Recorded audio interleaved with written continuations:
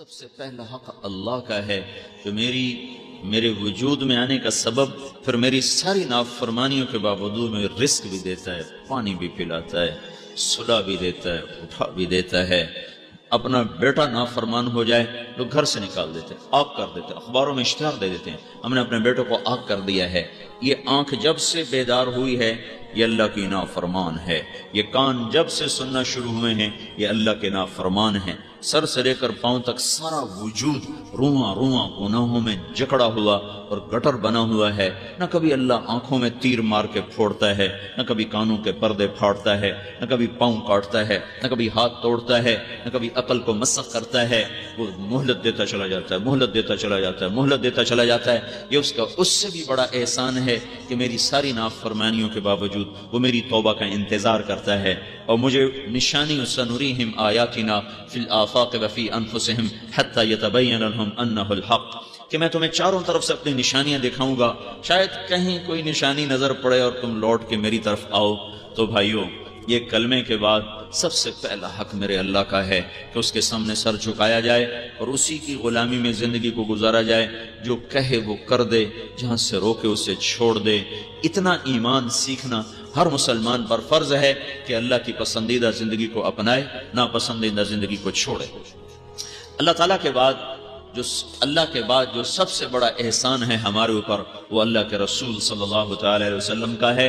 اللہ کے بعد زمین میں اگر کوئی محسن اعظم ہے اور کوئی سب سے بڑا نجات دہندہ ہے اور کوئی سب سے بڑا احسان کرنے والا ہے تو وہ حضرت محمد صلی اللہ تعالی علیہ وسلم کی ہستی ہیں، آپ کی ذات ہے۔ ہر نبی اپنی امت پر شفیق رہا، ہر نبی نے اپنی امت پر کوشش کی ہے، لیکن جو اللہ نے آپ کو صفت عطا فرمائی رحمت کی اور درد کی اور غم کی اور رونے کی اور تڑپنے کی اور فقر اور فاقہ، یہ کسی نبی پر ایسا حال نہیں آیا جو حضرت محمد صلی اللہ تبارک و تعالی علیہ وسلم پر آیا ہے۔ اللہ تعالیٰ نے پیش کیا، دے دوں دنیا کے خزانے، چاہتے ہو؟ صفا پہ کھڑے تھے، اسرافیل آئے، ہاتھ میں تھال ہے، ریشم سے ڈھکا ہوا ہے، کہ یا رسول اللہ مجھے اللہ نے آپ کی خدمت میں بھیجا ہے اور حکم دیا ہے کہ میں سورے جہان کے خزانوں کی چابیاں آپ کی خدمت میں پیش کر دوں۔ اب آپ فرمائیں، آپ بادشاہی چاہتے ہیں یا غلامی چاہتے ہیں؟ کون سی رسالت چاہتے ہیں؟ عبدن رسولہ او ملکن رسولہ؟ اب وہ بادشاہی اب وہ نبوت چاہتے ہیں جس میں بادشاہی ٹھاٹ باٹ ہوں، یا وہ نبوت چاہتے ہیں جس میں فقر و فاقہ ہو؟ تو آپ نے فرمایا بل عبدن رسولہ، نہیں مجھے بادشاہی نہیں چاہیے، مجھے غلامی والی نبوت چاہیے۔ ہاں، اشبع یومن و اجوع یومن، ایک دن روٹی کھاؤں گا، ایک دن بھوکا رہوں گا۔ پھر تو ایک دن بھی نہ رہا۔ گھر میں تشریف لائے، حضرت عائشہ سے پوچھا کچھ ہے؟ کہ کچھ نہیں۔ کہا ہے آج تو چوتھا دن ہے، کچھ نہیں کھانے کو ملا ہے، تو آج تو اللہ سے بات کرتا ہوں۔ تو آپ مسجد میں تشریف لے گئے اور ستون کے پیچھے کھڑے ہو کے نماز شروع کر دی، پھر سلام پھیرا، پھر دوسرے ستون کے پیچھے کھڑے ہو کے نفل پڑھنے شروع کر دی۔ پیچھے آئے حضرت عثمان رضی اللہ تعالیٰ عنہ، انہیں حضرت عائشہ سے پوچھا کہ اللہ کے رسول کہاں ہیں؟ تو انہوں نے فرمایا کہ 3 دن گزر چکے تھے، آل رسول کے گھر میں کچھ نہیں تھا کھانے کو، تو آج اپنے اللہ سے بات کرنے گئے ہیں۔ تو حضرت عثمان رضی اللہ تعالیٰ عنہ وہیں کھڑے ہو کر پھوٹ پھوٹ کے رونے لگے اور ارشاد فرمایا مجھے کیوں نہ حکم دیا؟ عبد الرحمن بن عوف کو کیوں نہ کہا؟ ثابت بن قیس بن شماس کو کیوں نہ کہا؟ یہ مالدار لوگ تھے، کہا ہمیں حکم کیوں نہ دیا؟ ہمارا رزق کس لیے؟ دوڑے ہوئے گئے اور اونٹ بھر کے سامان کا لے کر آئے، بٹھایا، اتارا، پھر بھاگے ہوئے گئے اور گھر میں جو پکا ہوا تھا نا وہ اٹھا کے لائے کہ پکانے میں دیر ہوگی اور پہلی بہت بھوک ہے، تو پکا ہوا بھی لا کے رکھا۔ آپ نفل پڑھ کے واپس آئے تو آپ نے دیکھا سامان بھی ہے اور تک کھانا بھی تیار ہے، تو آپ نے فرمایا یہ کون لے کر آئے ہے؟ تو حضرت عائشہ رضی اللہ تعالیٰ نے عرض کیا آپ جو اللہ سے مانگنے گئے تھے تو اللہ تعالیٰ آپ کو ایسے تو نہیں واپس بھیج سکتے تھے؟ آپ کے جانے کے بعد عثمان آئے تھے، انہوں نے پوچھا تھا، میں نے سارا بتا دیا، تو یہ سب کچھ وہ پہنچا کر گئے ہیں۔ تو آپ نے ایسے آسمان کی طرف دیکھ کر کہا اللہ میں عثمان سے راضی ہوں، تو بھی اس سے راضی ہو جا۔ پھر آپ نے دوبارہ کہا یا اللہ میں عثمان سے راضی ہوں، تو بھی اس سے راضی ہو جا۔ پھر تیسری دفعہ فرمایا یا اللہ میں عثمان سے راضی ہوں، تو بھی اس سے راضی ہو جا۔ جن کے لیے اللہ تعالیٰ خود پیشکش کر رہا ہو، نہیں مجھے نہیں چاہیے، مجھے نہیں چاہیے۔ تو سب سے بڑا محسن اس کائنات کا اللہ کے بعد وہ حضرت محمد صلی اللہ تبارک و تعالی علیہ وسلم کی ہستی ہیں کہ جن کے احسان کو کوئی نہیں ادا کر سکتا، نہ ان تک کوئی پہنچ سکتا ہے۔ جس شخص کی جس ہستی کی ساری زندگی امت کے لیے آنسو بہاتے گزری، تکلیف اٹھاتے گزری، گھر سے بے گھر۔ دیکھو کسی سچے آدمی کو جھوٹا کہہ دو نا تو وہ کہتا ہے مجھے گولی سے زیادہ یہ جملہ چبھا ہے، مجھے فیر مار دیتے مجھے یہ نہ کہتے۔ سب سے بڑے سچے کو منہ پہ کہا جا رہا ہو تو جھوٹا ہے تو ان کے دل پہ کیا گزرتی ہوگی؟ سب سے بڑے امانت دار کو کہا جا رہا ہو تو جادوگر ہے، اس کے دل پہ کیا گزرتی ہوگی؟ سب سے بڑے پاک دامن کو کہا جا رہا ہو اور سب سے بڑے عقل مند کو کہا جا رہا ہو تو پاگل ہو گیا ہے، اس کے دل پہ کیا گزرتی ہوگی؟ اور صبح سے شام کہنے والے اگر غیر ہو نا تو درد تھوڑا ہوتا ہے، جب کہنے والے اپنے ہوں تو درد کئی گنا بڑھ جاتا ہے۔ یہ کہنے والے غیر نہیں تھے، تبا لک سائر اليوم لہذا جمعتنا، یہ چچا کی بکواس ہے۔ چچا ابو لہب تیرا ستیہ ناس ہو، تو ہلاک ہو، یہ چچا کہہ رہا ہے، اس لیے ہمیں جمع کیا تھا۔ اب مینا میں لوگوں کو کہہ رہے تھے کلمہ پڑھو، ایمان لے آؤ، کامیاب ہو جاؤ، پیچھے ابو لہب یہ جھوٹا ہے، اس کی نہ سنو، انہو ساحر کذاب۔ جب کہنے والے اپنے ہوں تو سوئی خنجر بن جاتی ہے، جب سنانے والے اپنے ہوں تو گولی ایٹم بم بن جاتی ہے۔ تو یہاں چچا پیچھے پیچھے کہہ رہا ہے جھوٹا ہے، کذاب ہے، جادوگر ہے، اس کی نہ سننا، اس کی نہ سننا۔ اور پھر آپ سنی انسنی کر کے پھر لوگوں کو کہہ رہے ہیں اللہ کی مان لو، قولوا لا الہ الا اللہ تفلحوا، کامیاب ہو جاؤ گے، مان لو اللہ کی مان لو۔ اور پیچھے قریش بھی اور پیچھے خاندان بھی، سب کے سب کے پیچھے طاقت لگی ہوئی ہے کہ اس کی نہیں چلنے دینی، اس کی نہیں چلنے دینی۔ میرے بھائیو، حضرت محمد صلی اللہ تعالی علیہ وسلم کے سامنے بھی ہم سر نہیں اٹھا سکتے کہ ان کے احسان کے بوجھ تلے ساری انسانیت اس طرح دبی ہوئی ہے کہ جیسے اللہ کا حق ادا نہیں کیا جا سکتا، ایسے ہی حضرت محمد صلی اللہ علیہ وسلم کی ہستی کا وہ حق ادا نہیں کیا جا سکتا۔ آپ بنو حنیفہ کے پاس گئے، ان کو آپ نے دعوت دی تو انہیں اتنے پتھر مارے کہ آپ کو وہاں سے بھاگنا پڑا۔ تو آپ مینا میں بھاگ رہے تھے اور بنو حنیفہ پیچھے پتھر مار رہے تھے۔ اتنی اونچی ہستی بنو عامر ابن صعصع کے پاس گئے، کہنے لگے میں اللہ کا نبی ہوں، میری قوم میری مخالفت کر رہی ہے، تم مجھے اپنے پاس لے جاؤ، میں اللہ کا پیغام سناؤں اطمینان کے ساتھ، تم میری حفاظت کرو۔ وہ کہنے کہ تم بیٹھو، ہمارا سردار آ رہا ہے، وہ آئے گا تو پھر ہم بات کر لیتے ہیں۔ تھوڑی دیر کے بعد وہ سردار آ گیا، بحیرہ، کہنے لگا یہ کون ہے؟ تو لوگوں نے کہا یہ وہ قریشی ہے جو کہتا میں اللہ کا رسول ہوں۔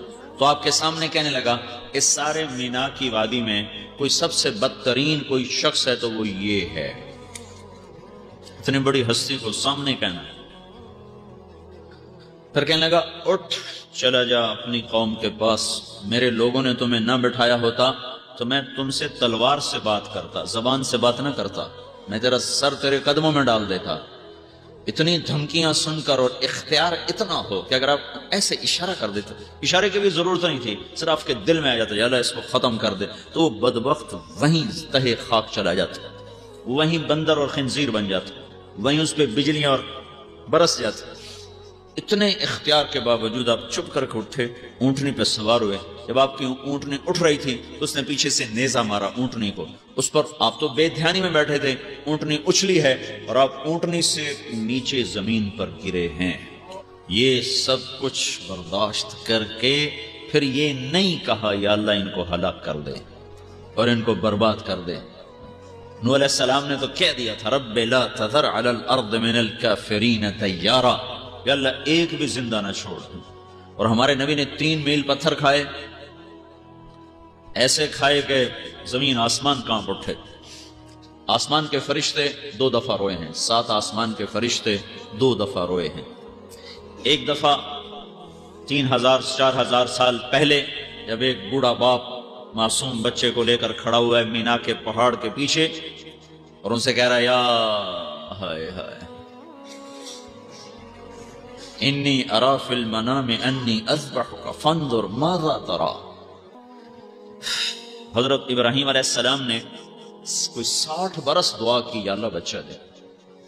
یہ میرا اندازہ ہے 20-22 سال کی عمر میں شادی ہوئی ہو تو 84 سال کی عمر میں بیٹھا ہوا ہے، 84 سال کی عمر میں 86 سال 84 سال تو 60-65 سال دعا مانگی یا اللہ اولاد دے اولاد دے۔ اور جب ہو گئی تو پہلی بڑی کڑی آزمائش یہ آئی کہ اس بچے کو چھوڑ دو، یہاں سے نکال دو اس کو۔ کہاں نکالوں کہ جب میں کہوں؟ مکے چھڑوایا، پھر جب وہ دل میں بس گیا اور آنکھوں میں سما گیا اور اسی کا تصور اور دھیان ہے، اسماعیل کیا کر رہا ہوگا، اسماعیل سو رہا ہوگا، اسماعیل دوڑ رہا ہوگا، اسماعیل بھاگ رہا ہوگا، اسماعیل کھیل رہا ہوگا، اسماعیل ماں کے پاس بیٹھا ہوگا، انہی خیالات میں ہے سارا دن۔ 86 سال کی عمر میں اولاد ہو تو خود ہی سوچو، بڑھاپے کی اولاد تو جگر کھا جاتی۔ تو اللہ نے کہا جاؤ جا کے چھری پھیر دو۔ تو اب یہ مکالمہ باپ بیٹے میں ہو رہا ہے۔ حضرت اسماعیل کی عمر ہوگی 6 سال سے 10 سال کے درمیان۔ تو کہتے ہیں بیٹا میں دیکھ رہا ہوں اللہ کی طرف سے اشارہ مل رہا ہے تجھے ذبح کرنے کا، تیری کیا رائے ہے؟ تو اسماعیل علیہ السلام نے کہا یا ابت افعل، بابا جلدی کرو دیر نہ کرو۔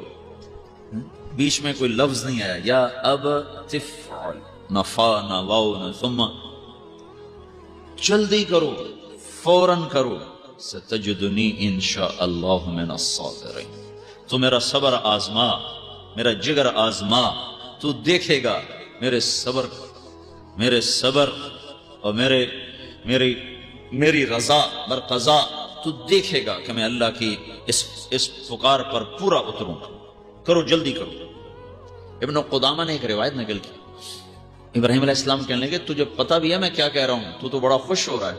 کہنے لگے ہاں پتہ ہے آپ جو کہہ رہے ہیں، پتہ ہے جو پتہ ہے میرے ساتھ کیا ہونے والا ہے، میں اس پہ خوش ہو رہا ہوں کہ آپ کو چھوڑوں گا تو اللہ مل جائے گا، اللہ آپ سے بہتر ہے، اور دنیا کو چھوڑوں گا تو جنت مل جائے گی، جنت دنیا سے بہتر ہے، البتہ مجھے میری ماں کا غم ضرور ہے، اس سے بڑا دکھ ہوگا۔ تو اپنا کرتا اتار دیا، وہ کہنے لگے یہ کرتا میری ماں کو دے دینا، جب اسے میری یاد آئے گی میرا کرتا دیکھ لیا کرے گی، اور مجھے اپنے کرتے میں کفن دے کے یہیں دفن کرنا، ادھر نہ لے جانا، یہیں دفن کر دینا۔ پھر کہنے لگے میرے ہاتھ پاؤں باندھ دو، ہاتھ پاؤں باندھ، کہیں آپ کو کوئی میرے ہاتھ پاؤں کی حرکت سے کوئی تکلیف نہ پہنچے، اور مجھے ایسے ماتھے کے بل زمین پہ رکھو، وَتَلَّهُ لِلْجَبِينِ، میرا ماتھا زمین پہ رکھو، کہیں آنکھوں سے آنکھیں نہ ٹکرا جائیں، اور کہیں ہاتھ نہ کانپ جائے، کہیں باپ کی شفقت نہ غالب آ جائے۔ تو وہ بوڑھا باپ جو 93-94 سال کی عمر کا ہو چکا ہو، تو وہ تو آدمی مرغی نہیں ذبح کر سکتا، پتر کومڑا پہ گیا ہے، مرغی نہیں پتر کومڑا پہ گیا ہے۔ اس کے وہ ہاتھ باندھے، اس کے دل پہ کیا گزر ہوگی ابراہیم پہ؟ وہ لٹایا ہے اور اپنا گھٹنا ان کی کمر پہ رکھا، ان کے سر کے بال پکڑ کر گردن کو اوپر کیا ہے، پھر ایسے آسمان کو دیکھا ہے، کہ اے میرا رب اگر تو مجھ پہ ناراض ہو گیا تھا، اسماعیل کی محبت نے میرے دل میں جگہ پکڑ لی تھی، تو آج اپنی ناراضگی دور کر دے، اور اگر میرا کوئی امتحان لینا چاہتا تھا تو مجھے میرے امتحان میں سرخرو کر دے۔ یہ کلمات سن کر 7 آسمان کے فرشتوں کی ہائے ہائے ہوئے، سارے فرشتے رو پڑے تھے، اور چھری چلا تھا، تو اوپر سے اللہ کا امر آیا کہ نہیں، اب چھری کی کیا طاقت کہ وہ چل۔ دوسری مرتبہ جب آپ کو طائف سے نکالا گیا اور آپ وہاں سے طائف کے بدماشوں نے آپ کا پیچھا کیا اور پتھر مارنے شروع کیے ہیں، اور آپ بھاگ رہے ہیں، 3 میل تک بھاگے ہیں، 3 میل تک۔ یہاں بھی صرف ایک اشارہ ہی کافی تھا ان کی ہلاکت کے لیے، 3 میل تک بھاگے اور پتھر کھائے اور بے ہوش ہو گئے۔ جب آپ گرے ہیں اور خون و خون ہوئے ہیں تو وہ دھرتی بھی روئی، طائف کے پہاڑ بھی روئے، اور آسمانوں کے فرشتے بھی روئے، اپنے آنسوؤں پر قابو نہ رکھ سکے۔ اور زید بن حارثہ نے آپ کو اٹھایا ہے اور دوڑ کے سامنے عتبہ کا باغ تھا، وہ باغ تو نہیں ہے لیکن وہ جگہ انہوں نے سعودی حکومت نے ایسے اس پر وہ لگا دی ہے، باڑ لگا دی ہے، وہ جگہ آج بھی محفوظ ہے، وہاں جا کر آپ کو ایک انگور کی بیل کے نیچے لٹایا ہے۔ آئے ہائے، دیکھو جس پر دشمن بھی ترس کھائیں اس نے کیا دکھ دیکھا ہوگا. دشمن تو دیکھے مصیبت میں تو خوش ہوتا ہے نا. لیکن اتبا کون ہے؟ جس نے بدر کی جنگ میں مکہ کے قریش کا جھنڈا اٹھایا ہوا تھا، وہ اتبا. جب اس نے آپ کا حال دیکھا نا، اوہو تحرکت لہو رحمہ، تو اس کے وہ قریشی خون نے جوش مارا، کہا اوئے یہ محمد بن عبداللہ کے ساتھ کیا کر دیا طائف والوں نے. اور ایسا بے قرار ہوا ہے کہ خود جا کے انگور توڑے، نوکر سے نہیں کہا، خود توڑے، پلیٹ میں سجائے، پھر خود جاتے ہوئے شرم آئی تو غلام کو بلایا کہ جا اس کے پاس اور اس کو کہنا تمہیں میں رشتہ داری کی قسم دے کے کہہ رہا ہوں یہ انگور رد نہ کرنا، کھا لینا. میں ہاتھ جوڑ کے کہتا ہوں اللہ کے واسطے میری سنو میں کیا کہہ رہا ہوں. جس کو دشمن بھی کھلانے کے لیے آ گیا ہو اس پہ کیا بیتی ہوگی. اور یہ کس لیے بیت رہی ہے؟ میرے آپ کے لیے بیت رہی ہے. تو جب وہ اس نے آ کے آپ کے سامنے رکھے نا انگور، تو آپ کو انگوروں کی بجائے اس کی فکر پڑ گئی بھی چلو طائف والے نہ صحیح تو یہ صحیح. آپ نے پوچھا کہاں سے ہو؟ کہنے لگا میں نینوا سے ہوں. شاہ نینوا سے ہو؟ جہاں میرے بھائی یونس علیہ السلام آئے تھے. تو حیران ہو کر دیکھنے لگا وما ادراک ما یونس بن متى، آپ کو کیسے خبر ہے یونس علیہ السلام کی؟ تو آپ نے فرمایا وہ اللہ کے نبی تھے، میں بھی اللہ کا نبی ہوں. اور اس کو دعوت دی تو عداس آپ کے پاؤں چومنے لگا اور کلمہ پڑھ لیا، مسلمان ہو گیا. تو ایک آدمی کے اسلام پر آپ کو اپنے زخم بھول گئے. تو پھر جب وہ چلا گیا تو وہاں آپ نے پھر اللہ تعالیٰ سے دعا کی کہ اے میرے رب، میرا اور تو کسی سے گلا شکوہ کوئی نہیں، تیرے آگے تو میں اپنے دکھڑے رکھوں نا کہ یہ میرے ساتھ طائف والوں نے کیا کرا. الا من تکلونی، تو نے مجھے کن کے سپرد کیا جنہوں نے مار مار مجھے لہو لہان کر دیا، نہ میرا حق پہچانا نہ میرا مرتبہ پہچانا اور مجھے اس حال تک پہنچایا. اللہ تبارک و تعالیٰ نے فوراً جبریل کو بھیجا، پہاڑوں کا فرشتہ بھی بولیں یا رسول اللہ آپ حکم دیں تو پہاڑوں کے اندر ہم ان کو پیس کے رکھ دیں گے. ہم کہا نہیں یہ نہ صحیح، تو ان کی نسلیں ایمان لے آئیں گے. تو 23 برس کی زندگی مسلسل دکھ دکھ دکھ تکلیفوں سے بھری پڑی ہے، صرف اس امت کو کنارے لگانے کے لیے اور اس امت کو اللہ تعالیٰ کے دردناک عذاب سے بچانے کے لیے ساری رات کا رونا ہے.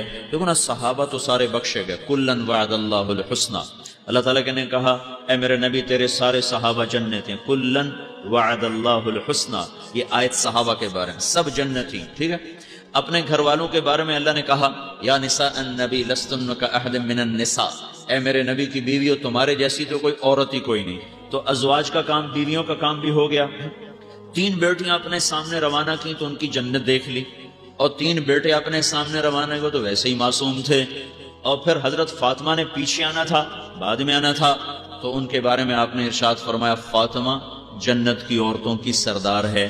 حسن حسین نے بعد میں آنا تھا تو ان کے بارے میں آپ نے فرمایا حسن اور حسین جنت کے نوجوانوں کے سردار ہیں. علی نے بعد میں آنا تھا تو ان کے بارے میں فرمایا کہ علی جنت میں تیرا گھر میرے گھر کے سامنے ہے. صحابہ بھی بخشے گئے. پھر ان میں سے بعضوں کو آپ نے نام لے کر فرمایا ابو بکر جنتی ہے، عمر جنتی ہے، عثمان جنتی ہے، علی جنتی ہے، طلحہ جنتی ہے، زبیر جنتی ہے، سعد جنتی ہے، عبد الرحمن جنتی ہے، ابو عبیدہ جنتی ہے، سعید بن زید جنتی ہے. اس طرح نام لے لے کر آپ نے فرمایا. تو اب یہ جو آنسو بہ رہے ہیں یہ کس لیے ہیں؟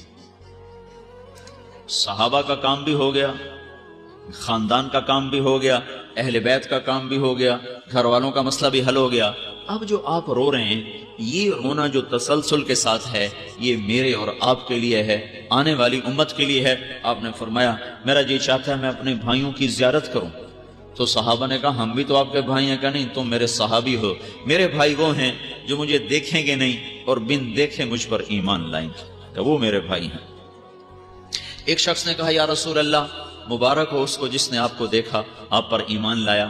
تو حضرت محمد صلی اللہ تبارک و تعالی علیہ وسلم اللہ کے بعد محسن عظیم ہے. دنیا میں بھی رعایت مانگی. ایک آیت آئی من جاء بالحسنۃ فلہ عشر امثالها، جو ایک نیکی کرے گا میں 10 گنا دوں گا، 10 گنا. تو تو ہمارے نبی نے اللہ سے عرض کی یا اللہ یہ تو ساری امتوں کے ساتھ تیرا قانون ہے، میری امت کے لیے کچھ زیادہ کر، نفع بڑھا۔ تو اللہ نے دوسری آیت اتاری من ذا الذی یقرض اللہ قرضا حسنا فیضاعف له اضعافا کثیرا، مجھے قرضہ کون دیتا ہے میں اس کو کئی گنا کر کے واپس کروں گا۔ ہمارے نبی نے پھر عرض کیا اللہ کچھ تھوڑا اور بڑھا دے، تو اللہ نے تیسری آیت اتاری مثل الذین ينفقون اموالهم فی سبیل اللہ کمثل حبۃ انبتت 7 سنابل فی کل سنبلۃ 100 حبۃ واللہ یضاعف لمن یشاء واللہ واسع علیم۔ جو ایک میری راہ میں ایک نیکی کرے گا میں 700 گنا کر دوں گا، ایک 10 گنا، ایک کئی گنا، ایک 700، ایک پہ 700، کچھ تھوڑا ہے اتنا زیادہ، ایک پہ 700۔ تو قربان جائیں ہمارے نبی نے پھر کہا نہیں یا اللہ تھوڑا سا اور زیادہ کر دو، رب زد امتی، یا اللہ کچھ اور زیادہ کرو۔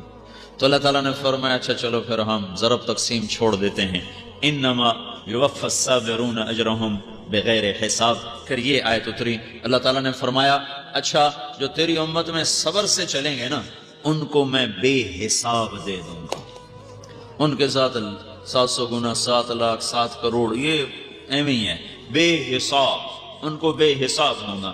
انما یوفی الصابرون اجرہم بغیر حساب، میں تیری امت کے صبر والوں کو بے حساب دوں گا۔ اپنی امت کے لیے اس طرح راستے تلاش کیے، اس طرح راستے تلاش کیے، اللہ کے سامنے گڑ گڑا رہے ہیں یا اللہ ان پر کوئی ایسا ظالم نہ آئے جو انہیں مٹا دے، یا اللہ ان پر کوئی ایسا قحط نہ آئے جو انہیں مٹا دے، یا اللہ ان پر کوئی ایسی آسمانی بلا نہ آئے جو انہیں مٹا دے۔ یہ رو رو کے اللہ تعالیٰ سے دعائیں مانگ رہے ہیں، اور اللہ تعالیٰ کہہ رہا ہے ہاں ٹھیک ہے، قبول ہے، قبول ہے، قبول ہے، قبول ہے۔ دنیا سے جانے کا وقت آیا ہے، ملک الموت 3 دن پہلے جبریل آیا اور آ کر کہنے لگا یا رسول اللہ مجھے اللہ تعالیٰ نے بھیجا ہے کہ میں آپ سے آپ کا حال پوچھ کے آؤں، آپ کا کیا حال ہے؟ اللہ کو تو سارا ہی پتا ہے، یہ آپ کی عزت اور احترام اور اکرام کے لیے تھا کہ اللہ نے بھیجا جبریل کو جاؤ پوچھ کے آؤ میرے نبی کا کیا ہے۔ تو آپ نے کہا جبریل طبیعت بڑی خراب ہے، طبیعت بڑی خراب ہے۔ پھر اگلے دن وہ پھر آیا کہ یا رسول اللہ اللہ نے بھیجا، اللہ پوچھ رہے ہیں آپ کا کیا حال ہے؟ تو ہم نے کہا طبیعت بڑی خراب ہے۔ پھر آخری دن 12 ربیع الاول 7 جون 12 ربیع الاول، شدید گرمی، اور اس وقت آپ کے 63 سال اور 4 دن پورے ہو چلے تھے، اور انگریزی کے لحاظ سے 61 سال اور 50 دن پورے ہو رہے تھے۔ دنیا ایک بہت بڑا حادثہ دیکھنے والی تھی۔ تو جبریل اندر آئے اور آ کر کہنے لگے یا رسول اللہ ملک الموت دروازے پہ آ چکا ہے، اندر آنے کی اجازت چاہتا ہے۔ دیکھو ہم کس کی نافرمانی کر رہے ہیں، جہاں ملک الموت بھی پوچھ کے جائے۔ تو آپ نے اس کو کہا آ جائیں، تو ملک الموت اور ایک فرشتہ اور جو صرف اسی دن اترا، اس کے بعد آج تک نہیں اترا۔ تو ملک الموت نے عرض کی یا رسول اللہ جب سے اللہ نے میرے ذمہ یہ کام لگایا ہے یہ پہلا موقع ہے، اللہ تعالیٰ نے فرمایا پوچھ کے اندر جانا، بن پوچھے نہ جانا، اور یہ پہلا موقع ہے۔